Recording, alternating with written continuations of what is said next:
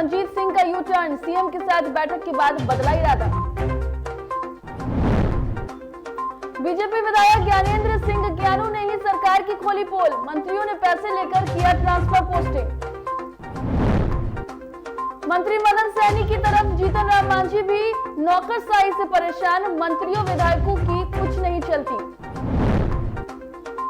3 जुलाई को पटना नगर निगम चलाएगा प्लास्टिक मुक्त शहर अभियान, लोगों को कपड़े के बैग देकर की जाएगी शुरुआत। और बिहार में मौसम का फिर बदला मिजाज, मौसम विभाग ने जारी किया 21 जिलों में भारी बारिश का अलर्ट।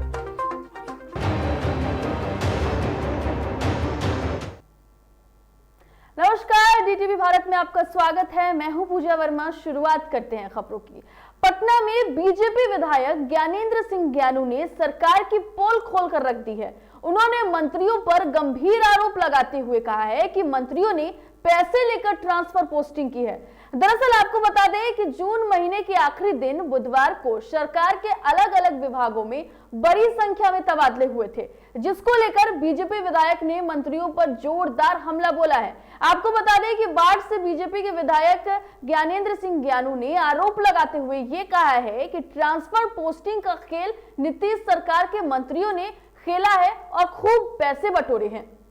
बतलाया कि हम कहाँ कितना देके आए हैं, प्लस उस विभाग, कई विभाग के जो पदाधिकारी हैं और लोग हैं उन लोग के द्वारा जानकारी मिली, कुछ और जो रिलेटेड लोग हैं, कुछ मीडिया के द्वारा, सब तरह से सोर्स से जानकारी मिली। इसमें अधिकतर खास करके बीजेपी का अधिकतर मंत्री 80% मंत्रियों ने पैसा लिया, ट्रांसफर पहुंचा, डट के लिया पैसा, एकदम चेज कर के लिया, बुला के, जिसका ना पोस्टिंग हो रहा है उसको बुला खबर करवा के और ये करवा के सबसे वसूला गया पैसा। आरजेडी में शामिल होने जा रहे जदयू के पूर्व विधायक मंजीत सिंह ने अब यू टर्न ले लिया है। दरअसल मुख्यमंत्री नीतीश कुमार के साथ बैठक खत्म होने के बाद मंजीत सिंह ने कहा कि मुख्यमंत्री ने हमारी बातों को बहुत ध्यान से सुना है और अब हमारी सभी नाराजगी खत्म हो गई है। हम जनता दल यू में दोबारा वापस करेंगे और संगठन को मजबूत बनाएंगे।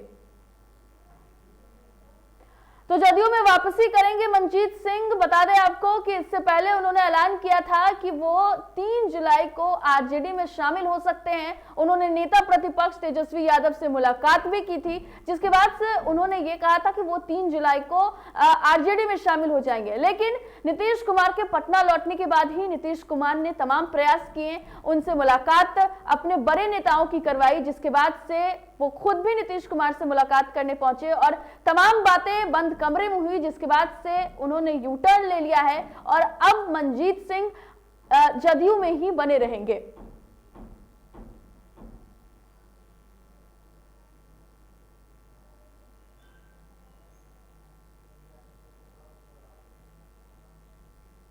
पहले मदन सहनी ने बयान दिया और अब जीतन राम मांझी बयान दे रहे हैं। दरअसल बिहार में बेलगाम अफसरशाही से तंग आकर मंत्री मदन सहनी के इस्तीफे के ऐलान के बाद सियासत गर्म हो गई है। इधर पूर्व सीएम और हिंदुस्तानी आवाम मोर्चा के अध्यक्ष जीतन राम मांझी ने भी अपना दर्द बयां किया है। मांझी ने मंत्री का समर्थन करते हुए कहा कि बिहार के अधिकारी मंत्री विधायकों की बात नहीं सुनते हैं। मांझी ने कहा कि वे मदन सहनी की बातों से पूरी तरीके से सहमत हैं।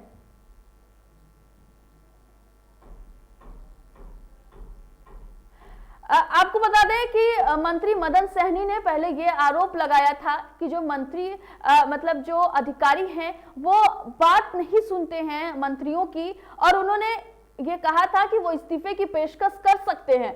लेकिन आपको बता दें उनके सुर में सुर अब बिहार के पूर्व मुख्यमंत्री जीतन राम मांझी मिलाते हुए नजर आए। उन्होंने भी ये साफ कह दिया कि यहाँ के जो अधिकारी हैं वो मंत्रियों और बड़े जो नेता हैं उनकी बातों को नहीं सुनते हैं। और आपको ये भी बता दें कि मांझी ने यह भी कहा कि मदन सहनी की बातों से वो पूरी तरीके से सहमत हैं।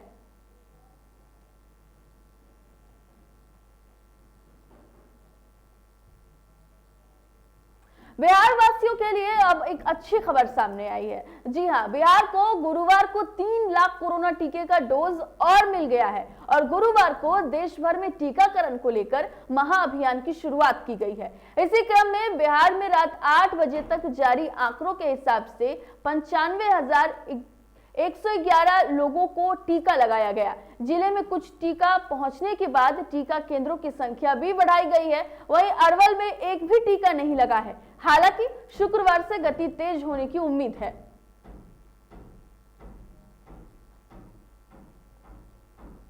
अंतर्राष्ट्रीय प्लास्टिक बैग फ्री दिवस के अवसर पर पटना नगर निगम प्लास्टिक फ्री सिटी अभियान शुरू करने जा रहा है, जिसके तहत शहरवासियों को प्लास्टिक का उपयोग नहीं करने के लिए जागरूक किया जाएगा। इस कार्यक्रम में महापौर सीता साहू और नगर आयुक्त हिमांशु शर्मा शामिल होंगे, जो स्वयंसेवी संस्थाओं द्वारा तैयार किए गए बैग को लोगों को देकर शुरुआत करेंगे।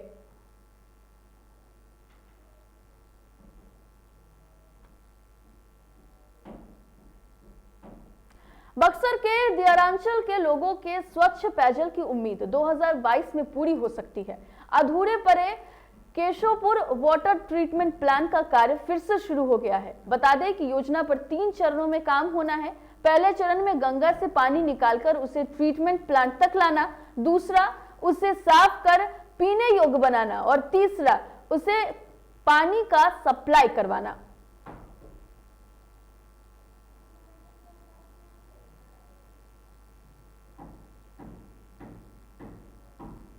खगड़िया में बढ़ती महंगाई के खिलाफ कांग्रेस सदर विधायक छत्रपति यादव के साथ दर्जनों की संख्या में कार्यकर्ताओं ने विरोध प्रदर्शन किया। इस दौरान पीएम मोदी और सीएम नीतीश कुमार का पुतला फूका। मौके पर मौजूद जिलाध्यक्ष गुड्डू पासवान ने कहा कि पेट्रोलियम पदार्थों के बढ़ती कीमतों से लोग परेशान हैं।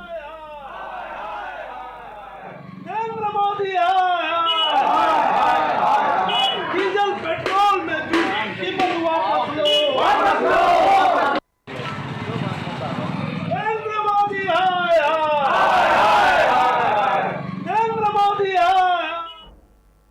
खगड़िया जिले में नाजिर अमित कुमार को पुलिस ने नशे की हालत में गिरफ्तार कर लिया। बताया जा रहा है कि नशे में धुत कलर का पुलिस ने जब मेडिकल कराया तो शराब पीने की पुष्टि हुई। गिरफ्तार नाजिर के शरीर पर कई जगह चोट के निशान हैं। लोगों का कहना है कि नशे की हालत में नाजिर मोटरसाइकिल से दुर्घटनाग्रस्त होने के कारण उसे चोट आई है। वहीं नाजिर द्वारा बताया गया कि उसे जबरदस्ती शराब पिलाकर कुछ लोगों ने उसके साथ मारपीट की है। फिलहाल पुलिस पूरे मामले की छानबीन कर रही है। 2-4 आदमी घुस करके मेरे साथ मारपीट किया और हथियार भी लिए हुए था, जिसका हेड से मारा हमको यहाँ पर। उसके बाद वो लोग निकल गए रूम से। अच्छा, आप बोले कि शराब भी आप पिए? शराब पिए नहीं, हम शराब मुंह में डाल दिए जबरदस्ती लोग।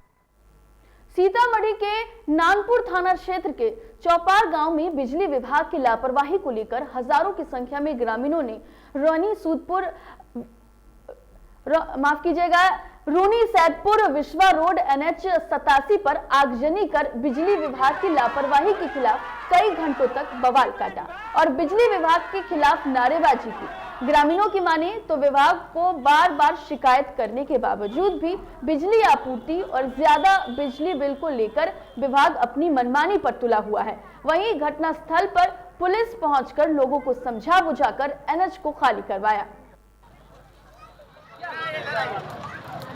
आवेदन 2018 में दिए हुए थे ट्रांसफार्मर चेंज करने के लिए, जो ट्रांसफार्मर जल गया हुआ और 2018 में आवेदन दिए हुए थे। उसके बाद जो है 10 दिन के बाद 10 के भी ट्रांसफार्मर कहीं से पुराना उठा करके यहाँ लगा दिया गया और बार बार ये परेशानी हो रहा था। जब मिस्त्री आ रहा था तो 200, 400, 500 लेकर के चला जा रहा था, लेकिन अभी तक ये परेशानी का हल नहीं हुआ है। 2021 चल रहा है, लेकिन अभी तक वही ट्रांसफार्मर को हम लोग बनवा करके चला रहे थे। 2018 में से बिजली का जो है यहाँ पे ट्रांसफार्मर 10 kV का क्या औकात है? 10 kV का आधा गांव में जो उधर जो करेगा वायरिंग वाला सबका फुल हो गया और ये 10 kV वाला ये कबाड़ा जब कंप्लेन होता है तो कबाड़ा वाला उठा कर ले आता है तो हम लेकर खड़ा था 10 में फ्यूज उड़ गया। फिर लोग अपना चंदा उंदा इकट्ठा करके उसको चालू किया। फिर ये 10 kV कबाड़ा कितना दिन चले? समस्तीपुर के चर्चित प्रॉपर्टी डीलर रिंकू चौधरी हत्याकांड मामले का खुलासा किया। वहीं हत्याकांड में शामिल 4 कुख्यात अपराधियों को भी पुलिस ने गिरफ्तार किया है। गिरफ्तार अपराधियों के पास से एक पिस्टल, एक देसी कट्टा, 97 कारतूस और 6 मोबाइल बरामद किया गया है। बता दें आपको कि 28 सितंबर 2020 को प्रॉपर्टी डीलर रिंकू चौधरी को नगर थाना क्षेत्र के काशीपुर में शूट आउट किया गया था।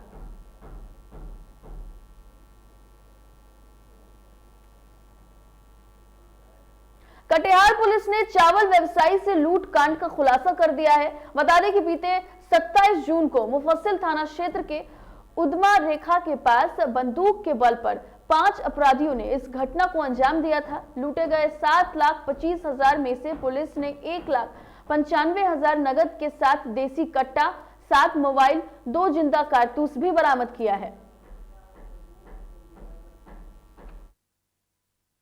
थाना अंतर्गत हवलागंज से 5 अज्ञात अपराध कर्मियों द्वारा चावल व्यवसायी के स्टाफ से 7,25,000 रुपये की लूट की गई थी। उस कांड में वैज्ञानिक अनुसंधान तथा सीसीटीवी फुटेज एवं लोकल इंटेलिजेंस के आधार पर शामिल 6 अपराध कर्मियों को लाइनर समेत गिरफ्तार कर लिया गया है। पटना के पीरबोहर थाना में डिजिटलाइजेशन की शुरुआत की गई है। आपको बता दें कि अभी 72 थानों को इससे जोड़ा गया है। इससे आपराधिक मामलों में सभी थाने एक दूसरे से जुड़े रहेंगे, जिससे क्राइम पर नजर रखने में काफी मदद मिलेगी। बिहार के सभी थानों में CCTNS के प्रणाली से अब लैस होगा। CCTNS से प्रोजेक्ट हम लोग क्रियान्वयन हो रहा है और हम लोग काफ़ी तेज़ी से उसमें बढ़ रहे हैं। तो उसी का निरीक्षण और उसके लिए आगे का मार्गदर्शन लेने के लिए NCRB की टीम आई थी। डायरेक्टर साहब का भी भ्रमण हुआ था, कुछ देर पहले वो आए थे और फिर उनकी टीम के द्वारा हम लोग काफ़ी नए टूल्स के बारे में जानकारी भी दी गई है और काफ़ी संतोषप्रद रहा है ये दौरा जो है। और हम लोग आगे बिहार में डिजिटल की तरफ बढ़ रहे हैं और इसमें बहुत ही तेज़ी से वृद्धि होगी। कटिहार सहायक थाना क्षेत्र के गौशाला के समीप एक युवक की करंट लगने से मौत हो गई। बताया जा रहा है कि गौशाला के रहने वाले अंशु सिंह अपने मित्र के साथ जिम कर वापस आ रहे थे। इसी दरमियान बिजली की जर्जर तार उनके शरीर पर गिर गई, जिससे आशु की मौत घटनास्थल पर ही हो गई, जबकि उसके मित्र गौरव कुमार बुरी तरह घायल हो गए। आज सुबह से पानी पड़ रहा था, उसी में 2 बच्चा कहीं जरूरी काम से गया हुआ था, लौट के अपने घर आ रहा था। उसी समय एक तो बिजली का नंगा तार है और काफ़ी कमज़ोर है। कितना बार हम लोग बिजली विभाग को बोले भी कि तार खराब है, इसको बदलवाया जाए, लेकिन अभी तक तो कोई ध्यान नहीं दिया, जिसका नतीजा है पानी पड़ रहा था, सभी लोग अपने घर में थे, वो दोनों बच्चा के ऊपर तार गिर गया और वो लड़का एक नाली में गिर गया, एक बगल। कटिहार में एक अजीबोगरीब हादसा सामने आया, जहां चलती बस के खिड़की से गुटखा थूकने के दौरान पोल से टकराकर एक युवक का सर धड़ से अलग हो गया, जिससे घटनास्थल पर ही उसकी मौत हो गई। सहायक थाना क्षेत्र के मनहारी मोड़ के पास की यह घटना है। तो जो है हम दुखी हैं, हम लोग जो है, क्योंकि इस तरह की घटना होना नहीं चाहिए, दुर्भाग्यपूर्ण हो गया और उनके परिजनों को भी हम खोज रहे हैं कि अगर कोई आता तो जो है ज़रूर हम उसके लिए कुछ सहायता कर सकते थे। फिलहाल तो डेड बॉडी हॉस्पिटल में पुलिस जो है, यहाँ का प्रशासन जो है गाड़ी को जो है अपने कैप्चर में कर लिया है। बेगूसराय के मधेपुरा गांव की एक महिला ने थाने में आवेदन देकर ग्रामीण राजीव कुमार पर छेड़खानी कर मारपीट का आरोप लगाया। पीड़िता द्वारा दिए गए आवेदन में अंकित है कि 27 जून को जब वे खेत जा रही थी, तभी राजीव कुमार शराब के नशे में पिस्टल लिए हुए खड़ा था, जिसने उसके साथ छेड़खानी की। वही छेड़खानी का विरोध करने पर महिला के साथ बदसलूकी भी की गई। फिलहाल पुलिस पूरे मामले की जांच कर रही है। तो आपको बता दें कि जिस तरीके से महिला ने थाने में आवेदन दी, उसके बाद से पुलिस लगातार पूछताछ में जुटी हुई है और उन्होंने बताया है कि मारपीट का आरोप भी लगाया है पीड़िता ने दिए गए आवेदन में ये कहा है कि 27 जून को जब वे खेत जा रही थी, तभी पूरा मामला उसके साथ हुआ है। बढ़ते अगली खबर की ओर। पटना सिटी के आलमगंज थाना क्षेत्र के गाय घाट के पास उस वक्त अफरा तफरी मच गई जब एक ऑटो में महिला से युवक ने छेड़खानी की। महिला ने छेड़खानी का विरोध किया, जिस पर हंगामा खड़ा हो गया। उसी दौरान पुलिस और स्थानीय लोग आ पहुंचे। फिर महिला ने उस युवक पर छेड़खानी का आरोप लगाते हुए उसे पुलिस से पकड़वा दिया। वहीं युवक ने छेड़खानी के आरोप को गलत ठहराते हुए कहा कि मैंने कुछ नहीं किया है, सिर्फ पैर ऑटो से उतारने के दौरान महिला से सट गया। उसने कहा कि इस पर महिला आक्रोशित हो गई और उसने मुझसे झगड़ा किया। वहीं स्थानीय लोगों ने युवक के साथ मारपीट भी की है, लेकिन पुलिस युवक का बचाव कर मामले की जांच में जुट गई है। कुछ नहीं बोले सर, कुछ भी नहीं है। ऐसा कर बात है, उनको कहिए एक बात मीडिया खाने बोली कि टेम्पू पर बैठे हुए थे, मेरे पैर जांग पर हाथ रख रहा था। अच्छा। तो महिला को मैंने कहा कि मैं इसको क्या करूं? तो बोला कि देखिए ऐसी बात है तो मैं इसको पनिशमेंट, बोले कि थोड़ा पनिशमेंट देके इसको छोड़ दीजिए। महिला को मैं पूछा, महिला बोले कि पनिशमेंट देके इसको आज के बाद छोड़ दीजिए।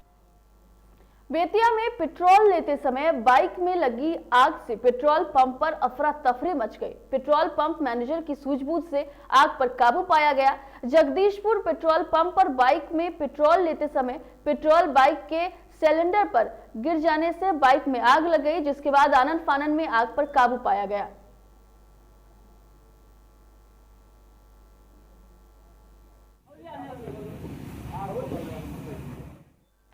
मोकामा के नगर थाना क्षेत्र के सूर्य नारायण गंगा घाट में से 2 मासूम का शव मिलने से सनसनी फैल गई। स्थानीय लोगों की सूचना पर पहुंची पुलिस ने दोनों मासूम की लाश जब्त कर पोस्टमार्टम के लिए अस्पताल भेज दिया। आशंका जताई जा रही है कि दोनों मासूम की लाश गंगा नदी में बहकर मोकामा पहुंच गई है।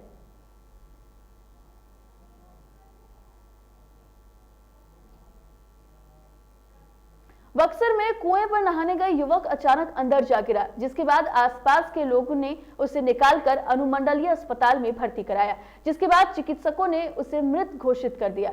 ग्रामीणों ने बताया कि युवक काफी देर तक कुएं में गिरा रहा, तब जाकर ग्रामीणों ने देखा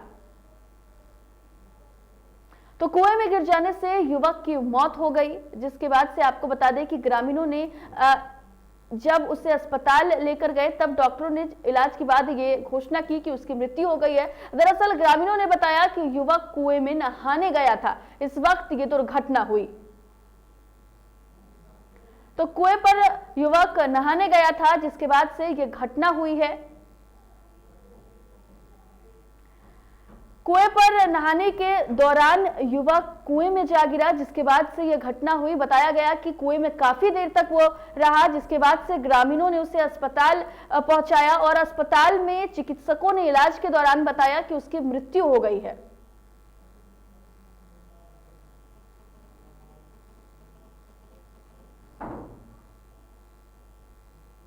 नेपाल के जलग्रहण क्षेत्र में भारी बारिश का असर गुरुवार से जिले में दिखने लगा है। बागमती और गंडक के साथ साथ बूढ़ी गंडक भी तेजी से लाल निशान के पार बढ़ने लगी है। बागमती के जलस्तर में 54 सीमा बढ़ोतरी दर्ज की गई है। बढ़ते जलस्तर को देखते हुए लोगों में दहशत है। वहीं गंडक के जलस्तर में भी 21 सेमी का उछाल दर्ज किया गया है। इसके कारण साहेबगंज और पारू में पानी चढ़ा है। हालांकि दोनों जगहों पर नदी अपने बांध के बीच में ही है और बूढ़ी गंडक के जलस्तर में बुधवार के सापेक्ष 3 सेमी वृद्धि दर्ज की गई है। जल संसाधन विभाग ने अपने अधिकारियों को अलर्ट मोड में रहने का आदेश दिया है।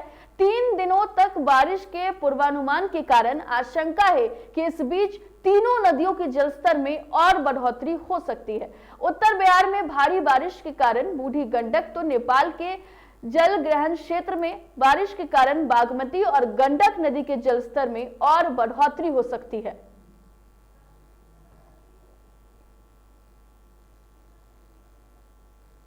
प्री मानसून से लेकर अब तक राज्य में झमाझम बारिश हो रही है। जुलाई में भी राज्य में अच्छी बारिश होने के अनुमान है। मौसम वैज्ञानिकों ने कहा है कि जुलाई में देश में सामान्य से 94 से लेकर 106% तक बारिश हो सकती है। मौसम वैज्ञानिक का कहना है कि राज्य में अच्छी बारिश हो रही है। प्रदेश में प्री मानसून के दौरान भी सामान्य से ज्यादा बारिश हुई है। मौसम विज्ञान केंद्र ने 21 जिलों के लिए ऑरेंज अलर्ट जारी कर दिया है। केंद्र ने शुक्रवार के लिए ऑरेंज अलर्ट जारी करते हुए वहां के लोगों को सावधान रहने की चेतावनी दी है।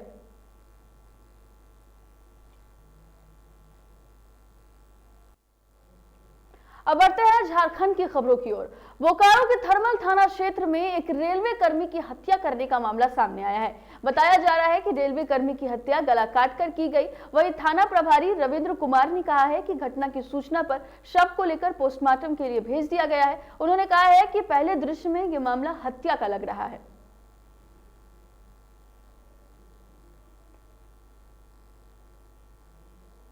बता दें आपको कि पुलिस ने शव को कब्जे में ले लिया है और पूरे मामले की जांच में जुट गई है। पुलिस ने पहले बताया है कि जब इसे देखा जा रहा है तो ऐसा लग रहा है कि यह हत्या का मामला है, जिसके बाद से पुलिस ने शव को कब्जे में लिया, पोस्टमार्टम के लिए भेज दिया है और पूरे मामले की छानबीन में जुट गई है।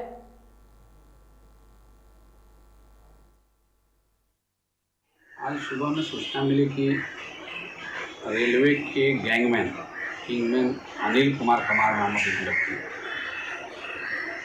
रेलवे ट्रैक के पास हम लोग गर्दन पर जाना चाहते जब्त किया गया और उसके एक्सिस ब्लीडिंग से उनकी मृत्यु हो गई है। सूचना पर वहाँ पहुँच गए, 100 फुट में लिए डॉक्टर से दिखाने पर पता चला कि उनकी मृत्यु हो चुकी है।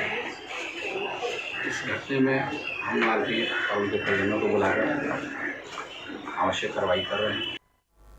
फिलहाल खबरों में इतना ही। बने रहे DTV भारत के साथ। मुझे दीजिए इजाजत। नमस्कार।